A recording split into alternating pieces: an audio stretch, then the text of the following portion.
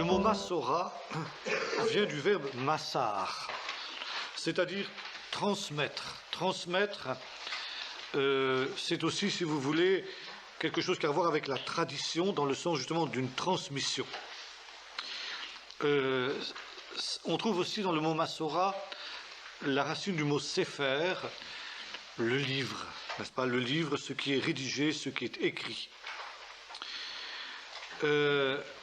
En fin de compte, les débuts de la Massora, c'est-à-dire de la transmission traditionnelle du texte, remontent, nous l'avons vu à l'école de Yavne, au début du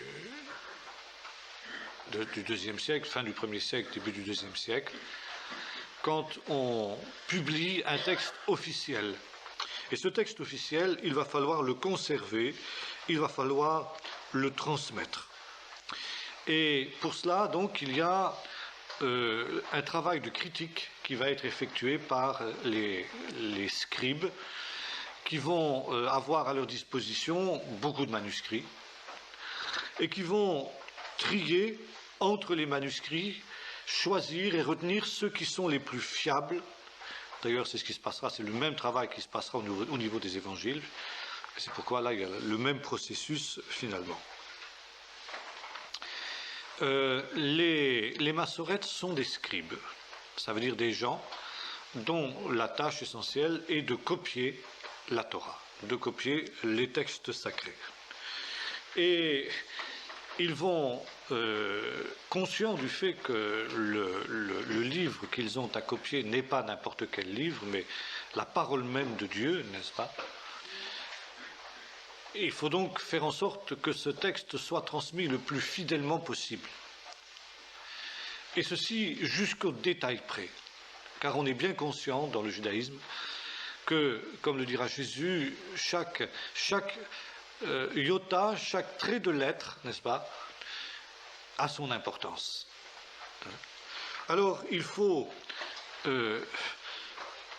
codifier aussi ce qui peut-être encore n'est pas absolument fixé, par exemple la forme de certaines lettres, les signes particuliers. Autre problème aussi sur lequel les massorètes vont se pencher, c'est celui du matériau sur lequel copier la Torah. On ne peut pas copier la Torah sur n'importe quoi, n'est-ce pas? Et à la fin de l'époque du Talmud, par exemple, la Torah n'était copiée que sur des rouleaux. Dans le judaïsme, officiellement, il n'y avait pas de codices, ça veut dire de livres au sens où nous l'entendons aujourd'hui, ça veut dire avec des pages comme ça, folio, n'est-ce pas? Il n'y avait que des rouleaux. Et c'est seulement après le début du travail des massorètes qu'on s'est mis à publier des codices, des livres, si vous voulez. Par conséquent, là, il y a tout un ensemble de règles qui ont déjà été codifiées dans le Talmud lui-même quant à la manière justement de copier la Torah. Par exemple, on trouve dans le Talmud la description des matériaux sur lesquels la Bible doit être écrite. Ils sont précisés les travaux de préparation des pots, comment est-ce qu'il faut s'y prendre pour les tanner. On ne fait pas ça n'importe comment, n'est-ce pas? Ensuite, les formes de l'écriture. Autre élément également, n'est-ce pas, de quelle dimension doivent être les rouleaux, quelle est la dimension, n'est-ce pas, des feuilles. En fin de compte, on taille des espèces de feuilles dans le parchemin, n'est-ce pas, qui sont cousues ensuite. Alors là aussi la dimension des feuilles qui vont permettre, n'est-ce pas, il va y avoir sur une feuille, on va écrire une colonne entière, n'est-ce pas, comme ça, puis ensuite on passe à une deuxième feuille, etc., qu'on enroule et qu'on déroule au fur et à mesure, quoi. Donc ça aussi c'est minutieusement codifié. L'espace entre les feuilles, voyez-vous, quelle distance doivent séparer les deux textes? Quelle distance il doit y avoir entre chaque lettre? Ça aussi, c'est pas arbitraire, ce n'est pas laissé au hasard, n'est-ce pas? Bon, comment écrire le nom de Dieu? Ah, ça c'est encore autre chose. On n'écrit pas le nom de Dieu comme ça, n'importe comment. D'ailleurs, quand on écrit un texte profane, ou même un texte, si vous voulez, qui n'est pas le texte biblique, on n'a pas le droit d'écrire le nom de Dieu. Alors en général, ce qu'on fait, c'est qu'on met deux petits yud, n'est-ce pas? On sait que c'est le nom de Dieu. Ou alors, il y a une autre manière de faire aussi, on écrit Yakouk, c'est-à-dire on transforme les 4 lettres du nom de Dieu pour qu'on ne puisse pas reconnaître que c'est le nom de Dieu, quoi. Bon. Alors, quand on écrit la Bible, quand on écrit la Torah, on est obligé d'écrire le nom de Dieu. Alors là, il faut le faire avec d'infinies précautions. On n'écrit pas le nom de Dieu comme ça. N'est-ce pas? Le scribe qui copie les textes où apparaît le nom de Dieu doit d'abord être dans un état de pureté rituelle totale. Si pour une raison ou pour une autre, il n'est pas pur entièrement, eh bien, il s'abstient, il attend jusqu'à ce que les problèmes soient réglés. N'est-ce pas? Bon. Deuxième chose, quand il arrive au passage où il y a le nom de Dieu, à l'endroit où il doit copier le nom de Dieu, il prend un bain rituel avant d'écrire. Bon. Quand il a écrit, il prend un deuxième bain rituel. Et puis il brise sa plume. Et il en prend une autre. Parce que la plume qui a écrit le nom de Dieu n'est plus digne d'écrire quoi que ce soit d'autre. Alors il prend une autre plume. Alors il en fait une certaine consommation quand on écrit l'ensemble de la Bible, bien entendu. Mais c'est comme ça. Alors vous comprenez que quand on fait la commande d'un Sefer Torah, d'un rouleau de la Torah, encore aujourd'hui un scribe, parce que encore aujourd'hui les rouleaux de la Torah qui sont utilisés à la synagogue sont écrits de cette manière-là, il ne faut pas s'attendre à être livrés en 24 heures. Vous comprenez? C'est évident. Donc ici, le nom de Dieu. Il est absolument interdit de faire des fautes de copie. Et un excédent de 3 fautes sur l'ensemble de la Bible fait que le manuscrit est impropre à son usage. Et il doit être mis de côté. Non pas détruit, parce qu'on ne détruit jamais un texte sacré, mais il va être mis dans une guéniza, ça veut dire dans un endroit où sont rangés dans la synagogue les livres qui sont absolument inutilisables, qu'on n'a pas le droit d'utiliser. Alors la Torah, jusqu'à nos jours, est écrite sans ponctuation, sans sous-titres, avec des séparations entre les chapitres qui sont très ténus, si on veut, et sans aucune vocalisation. Évidemment, c'est un grand problème, d'autant que, n'est-ce pas, la lecture publique de la Torah n'est pas une simple lecture, mais c'est une lecture chantée. Il y a un texte dans le Talmud qui dit ceci: celui qui lit la Torah sans chanter et qui étudie sans psalmodier, c'est de lui qu'il a été dit je leur ai donné des lois qui n'étaient pas bonnes et des commandements par lesquels ils ne pouvaient pas vivre. Donc on chante la Torah. Et on ne la chante pas n'importe comment, c'est pas une improvisation, n'est-ce pas? Il y a des mélodies traditionnelles sur lesquelles on chante la Torah. Alors quand on lit la Torah, il faut non seulement connaître la vocalisation, qu'on fait la lecture publique, n'est-ce pas? Mais il faut encore connaître la cantillation. D'ailleurs, cette cantillation n'est pas entièrement la même selon les communautés. Vous avez des mélodies qui peuvent varier. Les mélodies ashkénazes ne sont pas les mêmes que les mélodies séfarades. Les mélodies séfarades ne sont pas les mêmes que les mélodies yéménites, que les mélodies éthiopiennes, etc. Les communautés ont leur propre manière de chanter la Torah, leur propre système de cantillation. Alors, vous comprenez, quand on voit par exemple dans le livre des Actes l'apôtre Paul qui arrive dans une telle ville, ou Jésus dans la synagogue de Nazareth, au moment de la lecture de la Torah, on invite quelqu'un que l'on veut honorer spécialement à monter à la Torah pour faire la lecture du jour, la lecture de la paracha. Eh bien, on ne s'improvise pas dans ce domaine-là, vous comprenez? Il faut avoir étudié, il faut connaître pour pouvoir faire la lecture de la Torah. Et en même temps, c'est quelque chose si vous voulez, qui unifie le monde juif tout entier, parce que Paul peut aller à Thessalonique, ou il peut aller à Corinthe, ou il peut aller à Éphèse, n'est-ce pas? Il entre dans la synagogue, et là, il est capable de faire la lecture de la Torah exactement comme s'il était de l'endroit, n'est-ce pas? Parce qu'il connaît justement la vocalisation et la cantillation traditionnelle. Bon. Alors, il y a aussi la pagination. La pagination, c'est quelque chose d'important parce que toutes les pages de la Torah commencent toutes par la lettre Vav. C'est ainsi disposé que ça commence tous, sauf 6 pages de la Torah qui commencent par une autre lettre. Bon. Alors, comment écrire, comment disposer la mise en page en quelque sorte, ça les massorètes l'étudient. Et puis aussi, comment écrire par exemple les textes poétiques. On ne les écrit pas, on ne les dispose pas de la même manière que les textes en prose. Et il y a là aussi une mise en page, si vous voulez, qui est une mise en page traditionnelle. Par exemple, si vous prenez le livre d'Esther, à la fin du livre d'Esther, il y a le nom des 10 fils d'Aman qui ont été pendus. Eh bien, le nom des 10 fils d'Aman obéit à une disposition, à une mise en page particulière dans tous les rouleaux du texte massorétique jusqu'à aujourd'hui. N'est-ce pas? Bon. Ça a été codifié aussi très attentivement par les massorètes. 15 fois dans la Bible tout entière et 10 fois dans la Torah, il y a des lettres sur lesquelles il y a des points en dessus ou des points en dessous. Et ces points, on les retrouve dans tous les anciens manuscrits, par exemple, on les retrouve aussi dans les manuscrits de la Mer Morte. Alors, pourquoi? Qu'est-ce que ça veut dire ces points? Eh bien, on ne sait pas. C'est ça qui est formidable. On ne sait pas. Mais on les met quand même. Les scribes les mettent quand même.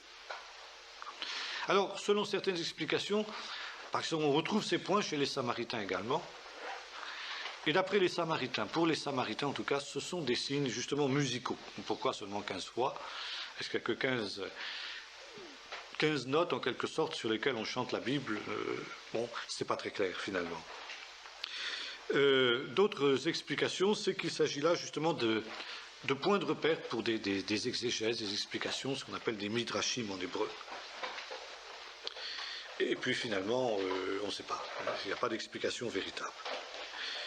Et puis enfin, il y a des lettres qui sont particulières, des lettres qui sont écrites différemment dans certains endroits qu'ailleurs.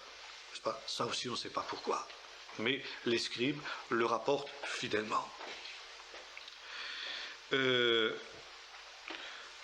Bon, est-ce que, selon certaines interprétations, il s'agit de se rappeler, n'est-ce pas, que le peuple d'Israël a s'éloigné de l'idolâtrie? Quel rapport? On ne voit pas très bien, mais enfin c'est comme ça, d'après l'explication traditionnelle, n'est-ce pas? Enfin, il y a d'autres lettres qui sont écrites plus grandes que les autres lettres, qui dépassent par exemple de la ligne. Pourquoi? Mystère. Et à l'inverse, vous avez des lettres qui sont en caractère plus petit. Et là aussi, les scribes les ont rapportées fidèlement. Aujourd'hui, les savants israéliens qui ont travaillé sur l'ordinateur ont découvert que certaines de ces lettres, quand on les met ensemble, nous donnent des dates. Par exemple, dans le livre d'Esther, j'évoquais tout à l'heure les 10 noms des fils d'Aman qui ont été pendus. Eh bien, dans ce texte-là, qui est un texte relativement court, il y a 4 lettres dans le nom des fils d'Aman qui sont écrits en caractères plus petits que les unes que les autres. Si vous prenez ces 4 lettres et vous les mettez ensemble, ça vous donne une date, 1946, n'est-ce pas? 20 octobre 1946, la date de la pendaison des 10 chefs nazis condamnés par le tribunal de Nuremberg. Bon, ça, bien entendu, les scribes de l'époque ne pouvaient pas le savoir, mais ils ont gardé fidèlement, n'est-ce pas, cette transmission traditionnelle, cette massora, n'est-ce pas, du texte biblique. Bon, alors, quelquefois, il y a aussi, n'est-ce pas, des lettres qui sont écrites de manière différente pour préserver la sainteté du nom de Dieu. Ça, c'est dans certains manuscrits seulement, pas dans tous, n'est-ce pas? Et quand les scribes, pour des raisons de ce type, effectuent des transformations, ils le mentionnent en marge, pour qu'on ne s'y trompe pas, pour qu'on ne lise pas d'une manière érodée le texte, mais il dit c'est pour Hachem Améfoar, n'est-ce pas, le nom sacré, le nom divin, n'est-ce pas? Bon, on sait qu'on a affaire ici au nom de Dieu, et par conséquent qu'on n'a pas à s'y tromper. Ce qui, entre parenthèses, explique aussi les erreurs des témoins de Jéhovah, n'est-ce pas? De ceux qui, avant eux, ont cru pouvoir lire le nom de Dieu par Jéhovah, vocaliser le nom de Dieu par Jéhovah. Bon, on sait aujourd'hui que c'était un artifice des scribes, n'est-ce pas, pour justement empêcher que l'on prononce le nom de Dieu correctement. Donc on est certain d'une chose, on ne sait pas comment se prononce le nom de Dieu, mais on est au moins sûr d'une chose, c'est qu'il ne se prononce pas Jéhovah. Ça, c'est à servir aux témoins de Jéhovah de temps en temps, ça m'amuse. Enfin, maintenant plus tellement, parce que j'ai plus tellement de temps de ça, mais autrefois, quand je prenais quelques minutes pour parler avec les témoins de Jéhovah, c'était toujours, je les prenais toujours à ce piège-là, je les laissais venir, Jéhovah c'est le nom de Dieu, bon, et puis je écrivais en hébreu le nom de Dieu, je dis maintenant lisez ça. Alors 9 fois sur 10, bien entendu, même 99 fois sur 10, le brave témoin de Jéhovah qui était en face de moi, il séchait comme un misérable, et puis après je lui expliquais, je dis, voyez, ça c'est le nom de Dieu, hein. Et voyez, cette vocalisation-là, elle est faite exprès justement pour qu'on ne puisse pas lire le nom de Dieu correctement. Ça ne peut pas se lire comme ça, pour ci, pour ça, pour ça et pour ça. Alors évidemment, ça leur mettait un coup au moral en général. Bon, alors voilà, ça ce sont des artifices qui sont faits justement pour préserver la sainteté du nom de Dieu. Et alors, si vous voulez, petit à petit, jusqu'au XIIe siècle après Jésus-Christ, c'est-à-dire à l'époque des Gaonim, on étudie ça justement en histoire d'Israël actuellement, l'époque des Gaonim, c'est-à-dire après la conquête arabe, jusqu'au XIIe siècle, c'est l'époque de la Massora. C'est finalement sous l'influence des Arabes qu'on va commencer à élaborer justement la Massora au sens profond du terme. Ce qu'on a vu maintenant, c'était la pré-Massora, celle qu'on trouve évoquée dans le Talmud, mais ça ne s'appelle pas encore vraiment la Massora, si vous voulez. Mais les massorètes, ça veut dire les scribes massorètes, qui vont faire un travail considérable de préservation du texte biblique, pousser beaucoup plus loin encore que ce que nous avons vu là, n'est-ce pas? Eh bien, c'est une période qui va donc du VIe siècle jusqu'au XIIe siècle, sur une période de 6 siècles, hein, qui va donc être une période extrêmement féconde. Et finalement, la Massora va aboutir alors à la publication, n'est-ce pas, la mise en forme d'une grammaire hébraïque. Finalement, au XIIe siècle, on arrivera non plus à des massorètes, mais à des grammairiens, des gens qui vont codifier, n'est-ce pas, la grammaire hébraïque, qui n'était pas vraiment codifiée jusqu'alors, n'est-ce pas? C'est curieux, n'est-ce pas? Mais par exemple, il y a plusieurs manières. Il y a plusieurs syntaxes possibles. Par exemple, si vous prenez différents livres bibliques, les livres bibliques n'obéissent pas toujours aux mêmes règles grammaticales. Par exemple, dans le Deutéronome, c'est typique. Ou bien alors dans les livres poétiques, surtout des livres comme Job ou des livres difficiles comme ça. C'est ce qui fait la difficulté de tels livres, justement, c'est que les règles de grammaire ne sont pas encore fixées. Donc, si vous voulez, chacun fait un peu ce qu'il veut. Alors là, quand on n'a pas des règles qui sont communes, bon, c'est toujours un petit peu difficile. Remarquez, vous avez un peu la même chose avec les poètes latins. Si vous êtes déjà amusé à traduire Virgile ou des choses comme ça, vous avez vu que ce n'est pas toujours évident. Bon. Alors, en hébreu, ça va durer jusqu'au XIIe siècle. À partir du XIIe siècle, la grammaire hébraïque est fixée définitivement jusqu'à nos jours. Là, maintenant, il y a des règles très strictes. Et c'est pourquoi vous avez une évolution de la langue hébraïque. Si vous voulez, la langue des massorètes, c'est-à-dire la langue de la fin du XIIe siècle, du Moyen-Âge, si vous voulez, n'est plus exactement l'hébreu biblique. Déjà, par rapport à cela, vous avez une évolution. Bon, vous avez l'hébreu biblique, vous avez ensuite l'hébreu mishnayque, qui est déjà un petit peu différent, l'époque du Talmud, et puis ensuite vous avez l'hébreu du Moyen-Âge, qui est aussi quelque chose de beaucoup plus fixé, en même temps de beaucoup plus clair, de beaucoup plus facile que l'hébreu traditionnel, Alors, la Massora va être développée par 2 grandes familles de scribes, les Ben Asher, qui se trouvent à Tibériade essentiellement, et les Ben Nephtali qui se trouvent en Babylonie. Ce sont des guildes de scribes qui se transmettent cet office de père en fils. des véritables dynasties de scribes, n'est-ce pas, dont les origines remontent dans la nuit des temps, mais qui vont, comment dirais-je, trouver leur épanouissement à cette époque justement des Gaonim. Les plus importants sont les Benacher, c'est-à-dire que c'est essentiellement la terre d'Israël, le pays d'Israël, qui va effectuer l'essentiel du travail des Massorètes. Les Babyloniens feront aussi ce travail, mais d'une manière beaucoup plus superficielle que ne le feront justement les gens d'Eretz Israël. Alors, c'est pourquoi justement cette période des Massorètes est aussi appelée la période des Massorètes de Tibériade. Parce que quand on parle des Massorètes de Tibériade, ce sont en fin de compte les gens de la famille de Ben-Hacher. Alors, qu'est-ce qui les amène à entreprendre ce travail? Eh bien, le fait que le peuple juif se trouve maintenant dans une situation de plus en plus difficile. Nous avons vu en histoire d'Israël la dernière fois ces vicissitudes qui avaient marqué la fin de la domination byzantine, la conquête perse, reconquête byzantine, puis enfin conquête arabe. Donc automatiquement, grand bouleversement dans le monde juif. Dans le monde juif occidental, les choses ne sont pas meilleures, car l'empire romain d'Occident se désintègre sous les coups des barbares, tant et si bien que le peuple juif n'a plus accès véritable aux sources du savoir et que la connaissance biblique des juifs occidentaux diminue considérablement par rapport à ceux des orientaux. En Afrique du Nord, c'est la même chose. Les barbares sont arrivés jusqu'en Afrique du Nord, les Vandales, puis ensuite, n'est-ce pas, l'Afrique du Nord passe entre les mains des Arabes. Donc automatiquement, c'est des grands bouleversements. Et jusqu'alors, n'est-ce pas, cette vocalisation traditionnelle et cette cantillation traditionnelle qui se transmettait de bouche à oreille, de père en fils et de rabbin à disciple, risque de se perdre par les circonstances historiques.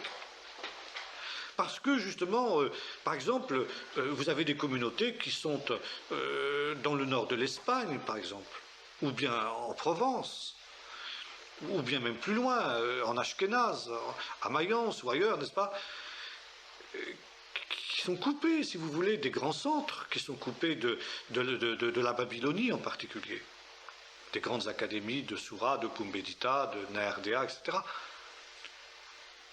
Donc automatiquement, si vous voulez, là, il y a un défaut de transmission. La transmission orale ne se fait plus. La transmission orale, qui était la base de la vie juive, ne se fait plus. Alors c'est l'existence du judaïsme qui est en cause. Car si on prive le juif de sa Torah, il n'y a plus de juif. Le juif s'assimile, devient un individu comme les autres. Alors, eh bien justement, les Massorètes d'Eretz Israël, qui sont les plus dans une situation difficile, se disent, eh bien, il faut réagir. Et comment vont-ils réagir? Eh bien, en prenant exemple sur l'arabe. Nous sommes maintenant sous la domination de l'islam, déjà depuis quelques dizaines d'années. Et l'arabe se trouve être une langue qui est proche de l'hébreu, dans ce sens que c'est aussi une langue qui s'écrit sans voyelle. Et ça pose un problème aussi aux Arabes, dans la mesure où maintenant leur empire ne se limite plus à la péninsule arabique, où c'était relativement facile aussi d'avoir une transmission orale, mais nous avons un immense empire qui va de l'Espagne jusqu'en Inde, n'est-ce pas? Et comment faire en sorte, si vous voulez, qu'un arabe qui se trouve à Cordoue ou un autre arabe qui se trouve à Bénarès puissent lire le même Coran? Et alors les Arabes ont l'idée suivante, c'est d'introduire des voyelles, un système de voyelles. Un système de voyelles qui se fait comment? Qui se fait par des points que l'on place en dessous des lettres, ou en dessus des lettres d'ailleurs, n'est-ce pas? Et qui ont une valeur de voyelle. Ce qui fait que vous pouvez maintenant vous passer d'une tradition orale. Si vous connaissez la valeur de ces points voyelles, vous pouvez lire le texte sans jamais avoir été initié à sa lecture. Et les Massorètes juifs, vont s'inspirer de ce système de vocalisation du Coran pour introduire dans la Bible aussi un système de vocalisation. Et alors, vous avez ici l'apparition de deux systèmes, ce qu'on appelle la petite Massora et la grande Massora. Bon. Le but des massorettes, c'était la conservation du texte biblique dans toutes ses lettres et dans le moindre signe. Nous l'avons vu tout à l'heure. Et ensuite, d'établir un système, si vous voulez, qui permette la compréhension de ce texte. Par exemple, les mots qui sont en rapport les uns avec les autres vont être marqués d'une astérix. Il y a aussi des indications en marge. Par exemple, on va indiquer en marge combien de fois ce mot apparaît, dans quel endroit il apparaît, dans quel autre endroit où il devrait apparaître et où il manque. Ce sont, si vous voulez, non plus des aides de lecture, mais des aides de la compréhension. Et là, si vous voulez, nous avons la différence entre la petite Massora et la grande Massora. La petite Massora, c'est ce qui permet de lire le texte. La grande Massora, c'est ce qui permet de le comprendre. Ce sont des systèmes qui, donc, ont ces deux buts-là.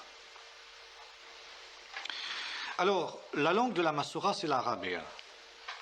Et les traités massorétiques, les traités de grammaire hébraïque sont écrits en araméen, aussi étonnant que ça puisse paraître. Alors, la petite Massora va d'abord s'inquiéter de la manière d'écrire les mots. À tel endroit, tel mot doit être écrit de telle et telle manière. Il doit être écrit, par exemple, en écriture pleine ou en écriture qui n'est pas pleine, l'écriture plus restreinte, si vous voulez. Bon, changement d'orthographe d'un passage à l'autre. On le note soigneusement. Alors, là, on commence à introduire une ponctuation. Bon, expression particulière, etc. Et puis, en fin de compte, on compte, n'est-ce pas, le nombre de lettres dans chaque verset. Et en marge, on met, n'est-ce pas, tel verset doit avoir tant de lettres. Ça, c'est déjà la grande Massora, si vous voulez. C'est plus un problème d'interprétation.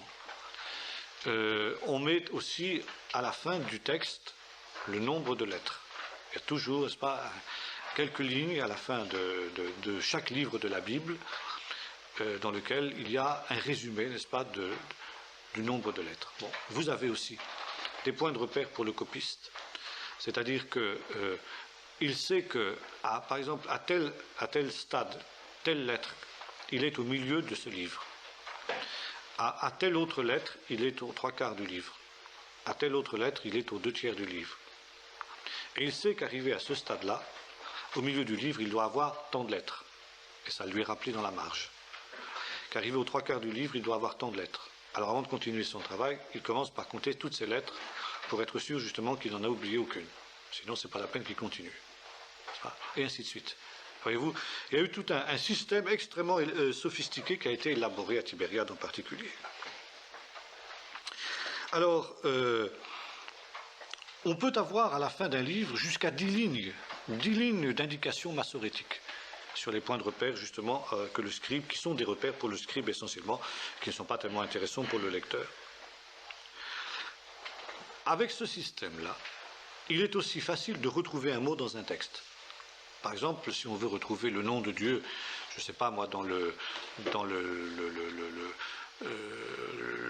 l'histoire de Jacob, en comptant le nombre de lettres, à partir des données massorétiques qui sont mises en marge, on le retrouve extrêmement facilement. Ou des mots rares, bon, le nom de Dieu c'est facile parce qu'il apparaît souvent, mais des mots rares, n'est-ce pas, si on veut trouver un mot rare dans la Bible, eh bien on peut justement, grâce à ces indications massorétiques. Il y a aussi en marge une explication de certains mots difficiles, qui est une explication qui est donnée en araméen. Et pourquoi aussi, à tel endroit, un même mot apparaît sous deux orthographes différentes. Dans d'autres passages également, il y a des paires de mots qui sont indiqués avec la ponctuation, ainsi de suite. Bon, ça c'est la petite Massora israélite. Ensuite on a la Massora babylonienne, qui est un petit peu plus ancienne que celle de Tibériade d'ailleurs, qui s'inquiète justement des formes d'écriture, aussi des espaces entre les colonnes, nous avons vu tout à l'heure, les plus petites et les plus grandes lettres, donc ça aussi on a la même chose que en ce qui concerne Israël. Et la Masorah babylonienne commence à introduire justement des points. C'est la première qui commence à introduire une ponctuation. Jusqu'alors, l'hébreu s'écrivait sans ponctuation. Or, cette ponctuation, elle est de trois types. Premièrement, une ponctuation pour alléger le texte, toujours dans des codices, jamais dans le texte qui est lu dans la synagogue. La synagogue, il est tel qu'il est sorti des mains de Moïse. On ne le bouge pas d'un iota. Mais ça, c'est pour l'étude. On commence à introduire des codices, comme ça. Et alors, là, donc, c'est pour l'étude. Alors, on introduit une ponctuation pour rendre le texte plus léger, plus facile. Deuxième innovation des massorètes de Babylonie, ce qu'on appelle les théamim. Les théamim, c'est ce qu'on appelle les accents massorétiques. Les accents massorétiques sont des accents très ténus, n'est-ce pas, qui se placent à la manière babylonienne au-dessus des lettres et qui servent pour la cantillation. Alors il y a eu une grande controverse ces derniers temps sur les accents massorétiques avec une chercheuse française juive qui a cru pouvoir, qui était musicologue en même temps, et qui a cru pouvoir attribuer aux accents massorétiques des valeurs musicales, des valeurs de notes, n'est-ce pas ? Et de fait, les théamim, les accents massorétiques, sont des points de repère pour la cantillation. Ça veut dire que quelqu'un qui ne connaît pas la cantillation traditionnelle, eh bien, peut l'apprendre à partir justement d'un texte d'étude. Et quand il passera ensuite au texte officiel de la synagogue, il aura mémorisé, si vous voulez, la cantillation sans l'aide d'un Baal Masorah, comme on appelle, ça veut dire de quelqu'un qui vous initie à la cantillation traditionnelle.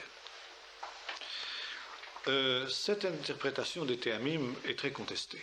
Je sais que Madame Ventura, elle s'appelle, je crois, Chaïk Ventura, vient de recevoir un prix de l'Académie française pour ses travaux, n'est-ce pas ?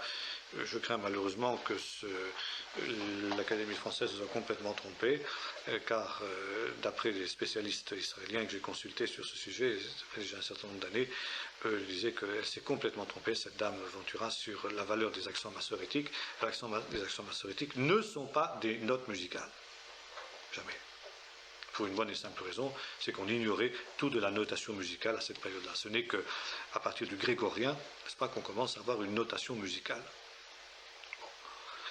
Par contre, les accents massorétiques servent dans la cantillation, mais non pas en tant que note, mais en tant que point de repère. Par exemple, on sait qu'à tel signe indique que sur cette syllabe, on doit élever la voix. Au contraire, que sur telle syllabe, on doit baisser la voix. Qu'à ce stade-là, on doit laisser un silence. Qu'à tel autre endroit, on doit accélérer. Dans un tel autre endroit, on doit changer de registre. Ce sont des indications musicales, mais qui n'ont pas valeur de note. C'est un autre système de vocalisation. Alors, c'est un système intermédiaire entre notre système, le système de notation musicale moderne, qui nous vient justement du grégorien, et si vous voulez, qui n'est pas entièrement, si vous voulez, libéré d'une transmission orale. Et finalement, la musique de la Bible, pour reprendre l'expression de Madame Ventura, reste encore jusqu'à nos jours, n'est-ce pas, une musique qui nous est transmise par une tradition orale.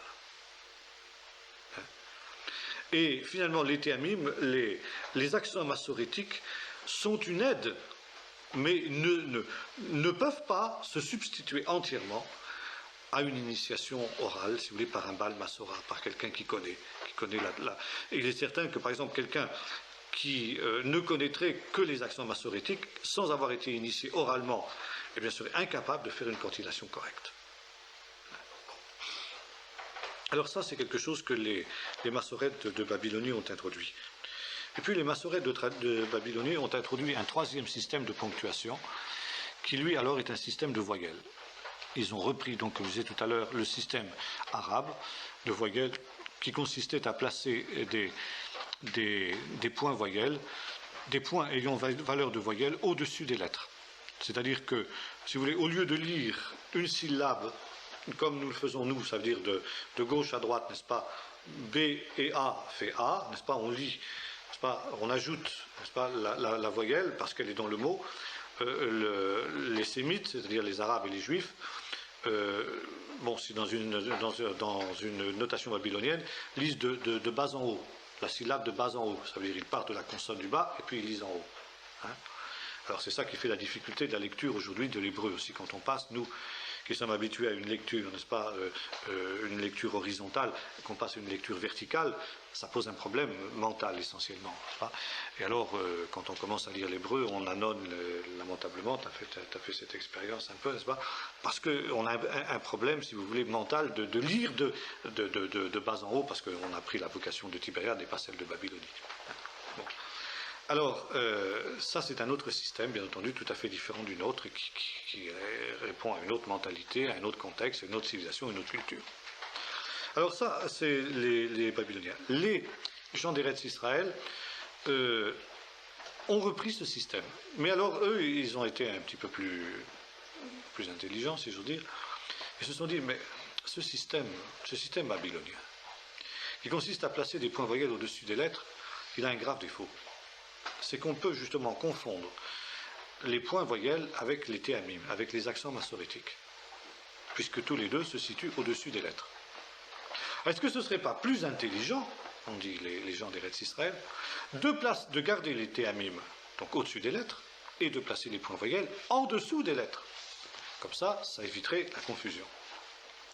Et c'est ainsi que la Massora d'Eretz Israël s'est différenciée de la Massora de Babylonie par le fait que les points voyelles, au lieu d'être situés au-dessus des lettres, comme c'était le cas en Babylonie, ont été placés en dessous des lettres en ce qui concerne Israël. Alors, la grande Massora consiste à compter combien de fois le même mot revient dans tel texte, sous quelle forme, etc., à quels endroits.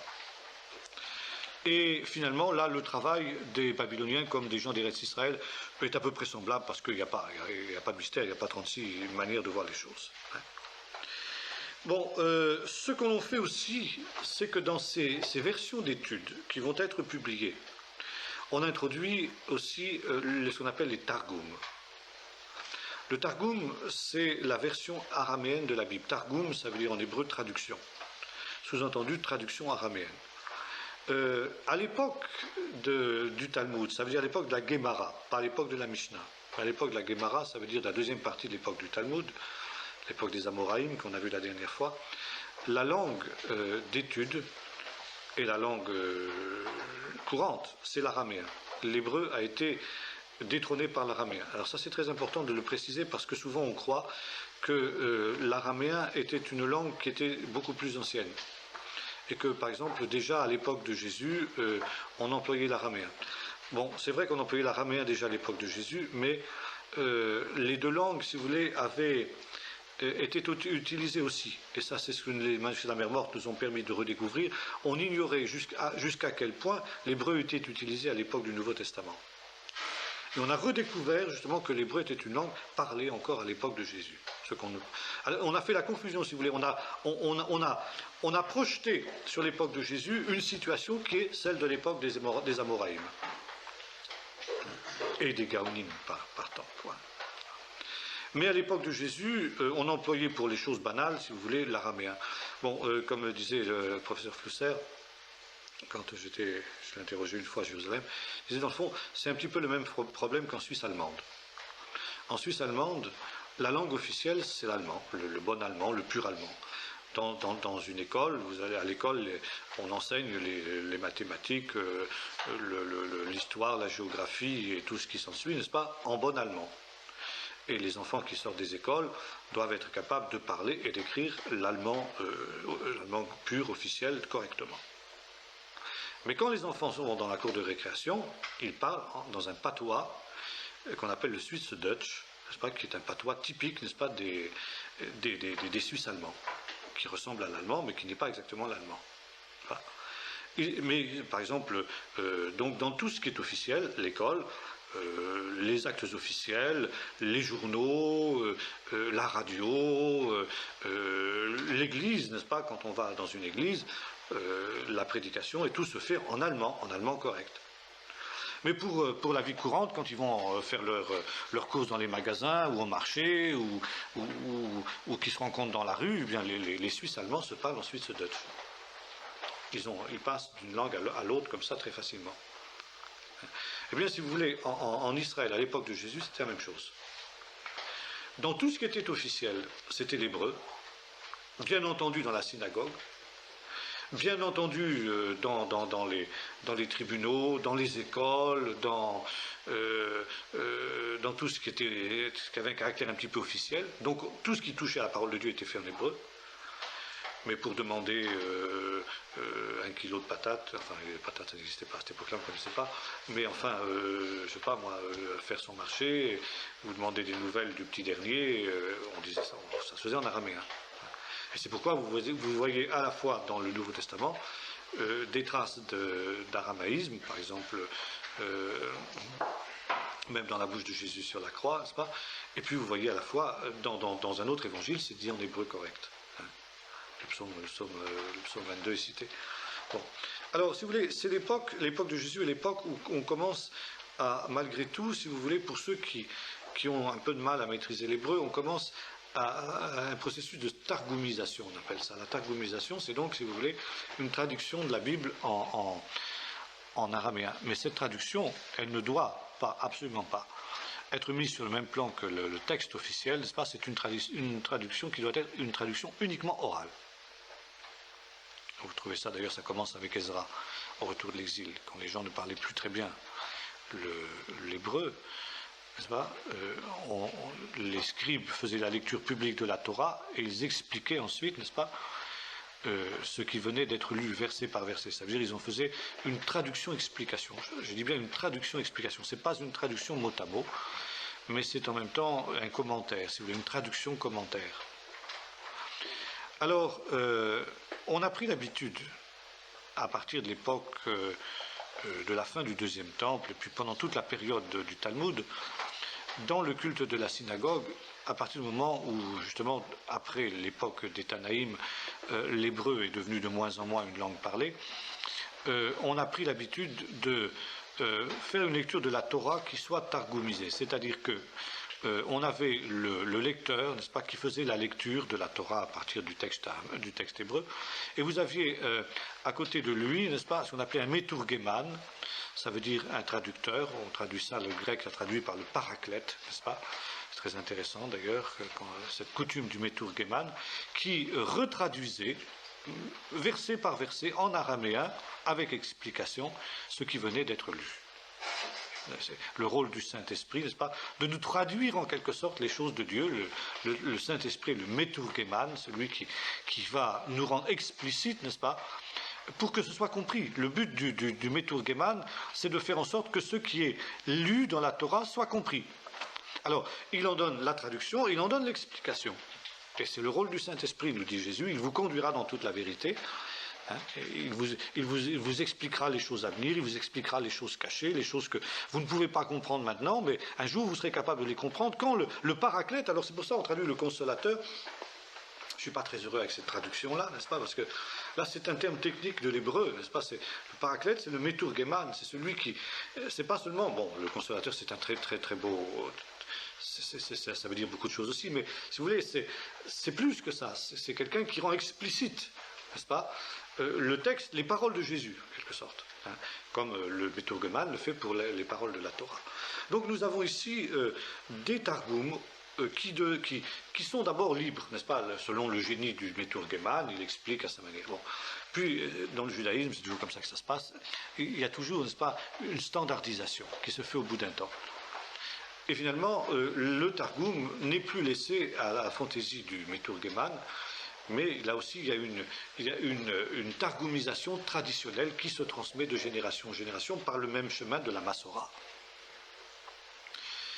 Et quand on va avoir, à l'époque des Massorètes, des textes officiels qui vont être publiés, avec les travaux des Massorètes, la petite Massora et la grande Massora, on publie à côté du texte hébreu un Targum araméen. Un Targum par rapport auquel on passe au-dessus du tabou qui faisait que la traduction araméenne, la targumisation araméenne, je n'emploie pas le mot traduction, parce que ce n'est pas exactement une traduction, c'est une traduction-explication, eh bien, ne devait pas être écrite, devait être orale, transmise oralement. Mais de la même manière, n'est-ce pas, que on se sent obligé, à cause des circonstances historiques dans lesquelles on vit, d'introduire ce système de Massora pour rendre le texte explicite à ceux qui ne sont coupés des centres du judaïsme, n'est-ce pas, centre d'Eretz Israël et le centre de Babylonie. De la même manière, n'est-ce pas, pour ne pas perdre la targumisation, eh bien, on se sent obligé d'écrire, de mettre noir sur blanc le Targum. Alors nous avons plusieurs Targums qui nous sont parvenus. Le plus célèbre d'entre eux est le Targum d'Onkelos, c'est le plus complet. Mais nous avons d'autres Targums, le Targum de Yochanan ben Uziel. Bon, bref, on aura l'occasion d'y revenir quand on parlera plus précisément justement des Targums. Alors, bon, la Massora va aussi publier, donc les Massorètes vont publier des rédactions officielles de la Bible. Ce processus-là, on le trouve déjà très élaboré, par exemple dans les documents de la Bible qu'on trouve dans la Génisa du Caire, de la synagogue du Vieux Caire, au IXe siècle avant Jésus-Christ. On voit que déjà cette période-là, c'était très avancé. Alors, les Massorètes se transmettent cette tradition de génération en génération, et chaque génération ajoute sa pierre de touche, si vous voulez, à ces travaux, justement là. Les enrichit, et c'est pourquoi nous avons une tradition massorétique d'une richesse infinie qui s'étend du 6e au 12e siècle, donc sur 6 siècles environ, n'est-ce pas, des travaux qui vont aboutir alors à scruter la langue hébraïque jusque dans les moindres détails, le moindre souffle, n'est-ce pas, avec des grammaires extrêmement élaborées. Quand on arrive par exemple aux grammairiens espagnols du 12e siècle, c'est prodigieux, quoi, c'est prodigieux. Alors, il existe différentes écoles qui ont des relations entre elles ou qui n'ont pas de relations entre elles. Si bien qu'il y a parfois des différences aussi à ce niveau-là. Il n'y a pas finalement une seule Massora, il y a des rédactions officielles. Alors évidemment, les Massorètes ont entre les mains le texte officiel qui a été publié par Yavneh. C'est à partir de ce texte-là qu'ils travaillent. Alors là, nous avons quelque chose qui est semblable. Après le XIIIe siècle, il va y avoir une plus grande liberté, n'est-ce pas ? Les éditeurs vont pouvoir arranger la Bible un petit peu à leur goût, d'autant que maintenant, on va aboutir 2 siècles plus tard à l'invention de l'imprimerie, qui a un certain nombre de contraintes aussi, n'est-ce pas ? Bon. Alors là, il y a une certaine latitude qui naît. Ce qui fait que l'étude de la Massora à partir de textes qui datent du XIIIe siècle n'est pas toujours simple. Ça, il y a des travaux extrêmement complexes qui sont effectués essentiellement par des juifs, n'est-ce pas, sur la Massora. Et puis alors, la première édition de la Bible imprimée est l'édition de Jacob ben Chaim, qui est éditée à Venise au XVIe siècle et qui comprend justement la Massora. Toutes les données de la Massora, Jacob ben Chaim a essayé de rassembler, n'est-ce pas, dans son édition, qui a voulu un petit peu, si vous voulez, l'équivalent de la Bible de Gutenberg, c'était l'équivalent juif de la Bible de Gutenberg, avec, si vous voulez, toutes les richesses que les Massorètes avaient accumulées pendant l'histoire. Si bien que cette Bible de Jacob ben Chaim de Venise, n'est-ce pas, c'est un chef-d'œuvre, encore une fois, c'est l'équivalent au point de vue richesse typographique de la Bible de Gutenberg. Alors, le but de Jacob ben Chaim est le même que celui des Massorètes, publier là une Bible qui soit la Bible officielle du judaïsme, avec toutes les richesses accumulées au long des siècles. Alors, bien sûr, il a dû prendre en compte les différentes tendances des différentes écoles des Massorètes, essayer de faire une harmonisation entre ces différentes traditions quand elles étaient un petit peu différentes les unes des autres, Ce qui fait que là, nous avons effectivement, avec la Bible de Yaakov Ben Chagim, une édition dont on peut dire qu'elle est une édition officielle. Et les éditions qui vont être publiées ensuite sont pratiquement toutes basées sur cette édition de Venise, ce qu'on appelle l'édition de Venise du XVIe siècle. Alors, si vous voulez, quand on prend par exemple un texte biblique comme l'Aquitel, qui est aujourd'hui l'édition officielle, si vous voulez, de tous les spécialistes, ou alors celles qui en sont dérivées, c'est-à-dire que vous achetez une Bible hébraïque dans une librairie en Israël, vous la commandez à la Société biblique, eh bien finalement, elle est basée sur l'édition de Venise, en gros, en gros, ça, dans sa présentation, etc. Alors justement, pour rendre ce texte plus facile, Yaakov Ben Chagim introduit ce que les chrétiens aussi avaient élaboré entre-temps, à savoir la division en chapitres et en versets, ce qui n'existait pas jusqu'alors, et puis aussi alors des titres latins, qui ne sont pas non plus dans les manuscrits originaux. Alors, les titres hébraïques sont toujours le premier mot du livre. Ça, c'est une coutume de tous les livres anciens, aussi bien chez les Grecs que chez les Romains, d'ailleurs, n'est-ce pas ? Par exemple, ce qu'on appelle en Genèse s'appelle Bereshit, parce que c'est le premier mot, Bereshit, bara Elohim et Hashamayim et Haaretz. Le deuxième livre que nous appelons l'Exode s'appelle en hébreu Shmot, les noms, parce que ça commence par Vaïli Shmot, voici les noms des 12 fils de Jacob qui descendirent en Égypte. Le troisième, Vaïkra, l'Éternel appela Moïse dans l'attente de la rencontre, n'est-ce pas ? Donc il appela, Vaïkra, etc. Alors, en sous-titre, Yaakov Ben Chagim a ajouté les noms latins qui étaient donnés par les chrétiens.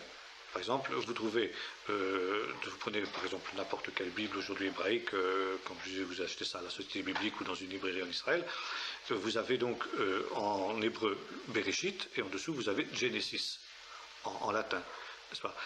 Exode, vous avez donc Shmot, et vous avez en dessous Exodus. Ainsi de suite, Leviticus, etc. Donc, si vous voulez, les noms qui sont donnés par les chrétiens, parce que finalement, le but aussi de Yaakov Ben Chagim, c'était quand même l'époque aussi de la réforme, un petit peu de l'humanisme et de la réforme, de la Renaissance, le retour aux sources, n'est-ce pas ? On entendait bien que le judaïsme aussi fasse entendre sa voix dans ce concert de la Renaissance et de l'humanisme. D'ailleurs, vous savez que les rabbins joueront un rôle non négligeable dans la réforme, puisque Luther étudiera avec un rabbin pour apprendre l'hébreu, pour pouvoir traduire la Bible en allemand à partir de l'hébreu et non plus à partir de la Vulgate, à partir du latin comme on l'avait fait jusqu'alors. N'est-ce pas ? Alors, donc ici, il y a cet extraordinaire chef-d'œuvre que fut l'édition de Venise, n'est-ce pas, de Yaakov Ben Chagim, qui est aujourd'hui encore aujourd'hui la rédaction officielle, si vous voulez, de tous ceux qui étudient la Bible en hébreu, à partir justement de tous les travaux des Massorètes.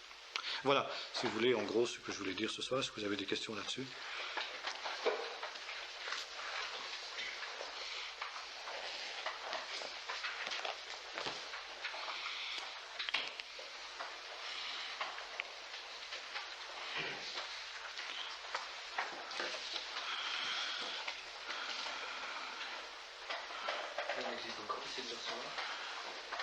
Oui.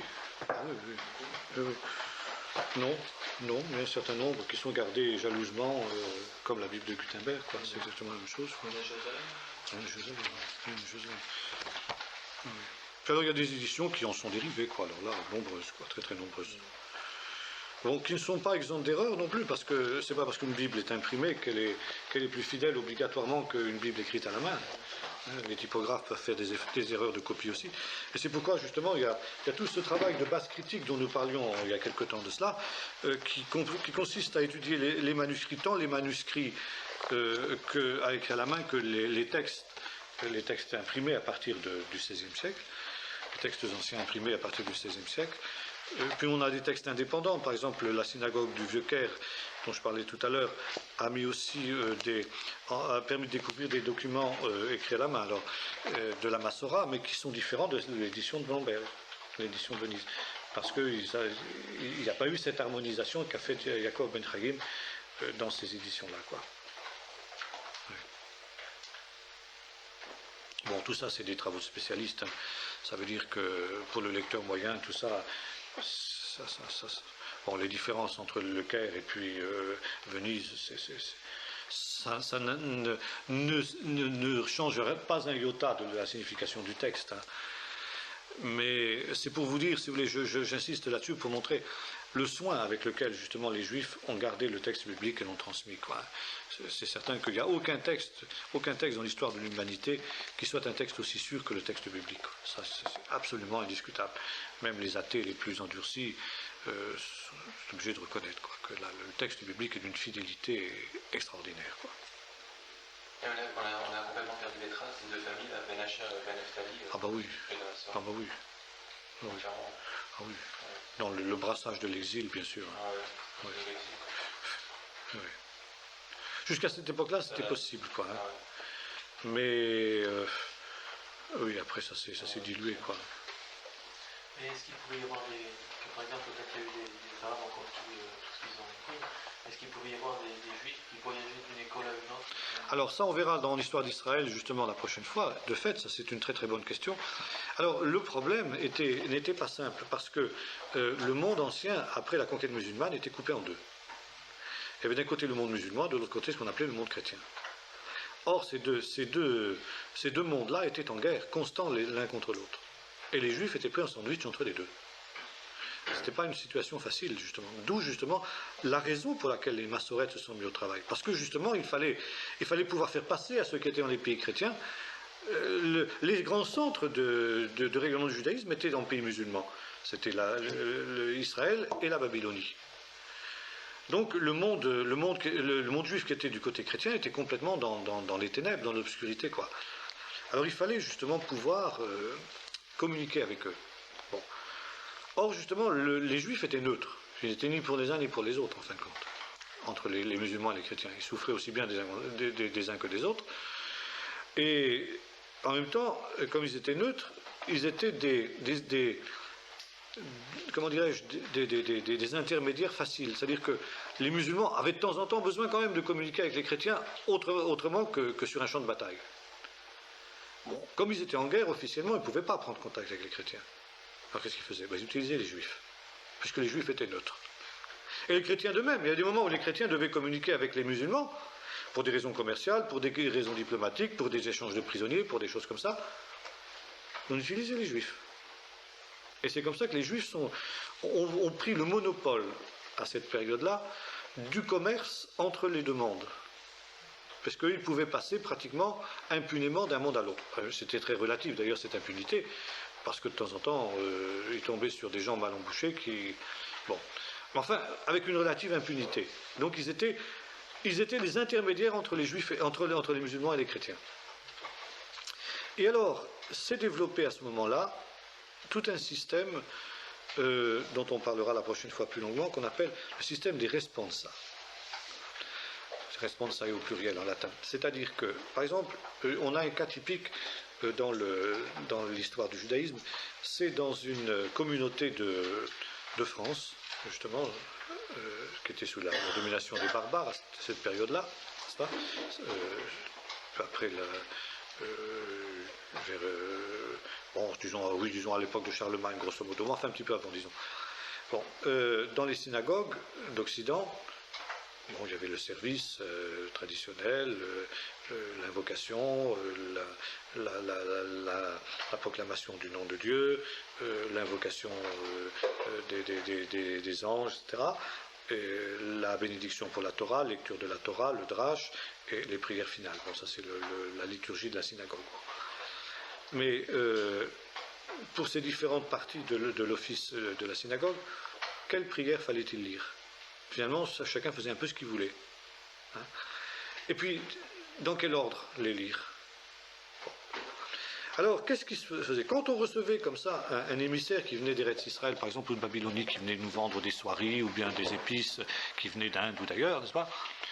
Eh ben, on lui disait, quand tu retourneras là-bas, quand tu retourneras à Soura, par exemple, l'académie de Soura, qui était la grande, parce que Pumbedita est tombé un petit peu en oubli à la période des Gaonim, la grande académie, c'était Soura. Tu demanderas là-bas aux savants, nous on a ce problème. Quelle prière il faut lire, par exemple pour l'invocation du nom de Dieu? quelle prière il faut lire ensuite pour la sanctification du nom de Dieu, etc. Et dans quel ordre? Nous, on s'y perd, on ne sait pas ce qu'il faut faire. Alors le gars retournait, et puis il allait voir le Gaon de Soura, et puis il disait, voilà, j'ai une question de communauté X là-bas en Provence. Et cette question porte justement sur l'ordre, sur les prières à dire dans l'office synagogale, et dans quel ordre. Alors le Gaon mettait ça devant ses étudiants. Il disait, ben, travaillez là-dessus, travaillez la question. Ça prenait 1 mois, 2 mois, 3 mois, 6 mois, 1 an, 2 ans, 3 ans. Et puis après, on ramenait ça au Gaon.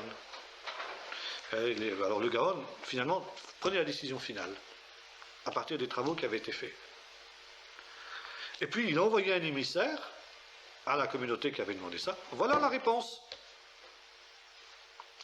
Et le Gaon de Soura, à cette période-là, a fait un énorme volume, disant, voilà les prières qu'il faudra dire dans chacune des étapes de l'office de synagogue, pour un Shabbat normal, pour les fêtes, pour Rosh Hashanah, pour Kippour, pour Hanouka, pour Purim, pour Pessah, etc., pour les mariages, pour les décès, pour les Brit Mila, les circoncisions, etc., etc.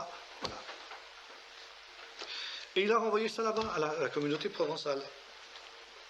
Et les Provençaux ont trouvé ça génial. Puis les autres communautés disent, vous ne pourriez pas nous envoyer une copie aussi de cet ordre qui a été donné.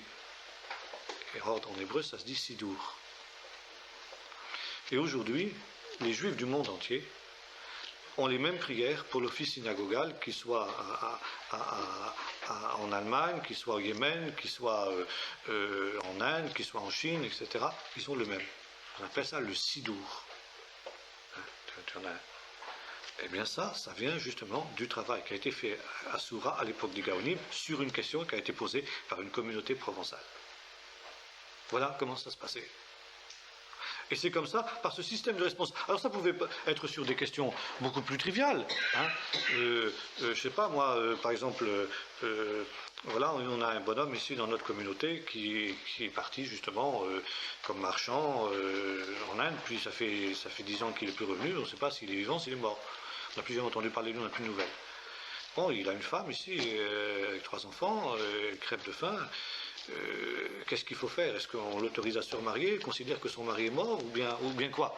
Ou est-ce qu'il faut qu'à ad vitam, elle n'ait pas le droit de se remarier parce qu'elle ne sait pas si son mari est mort ou pas? C'est un problème. Et puis si le mari revient après, 20 ans après, et puis qu'il trouve... C'est des problèmes.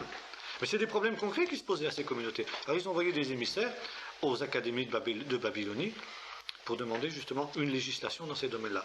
Et quand on avait légiféré, ça faisait jurisprudence après, hein, dans toutes les autres communautés du monde entier. Et c'est comme ça que, sans une papauté en quelque sorte, exactement comme le catholicisme, eh bien, le judaïsme a réussi à être un tout unifié, alors qu'il était dispersé sur toute la surface de la terre. Mais c'était un système souple, c'était un système où volontairement on demandait donc des directives quoi, à ceux qui étaient considérés comme les sages, quoi, ceux qui étaient capables de répondre à ça. Quoi. Voilà.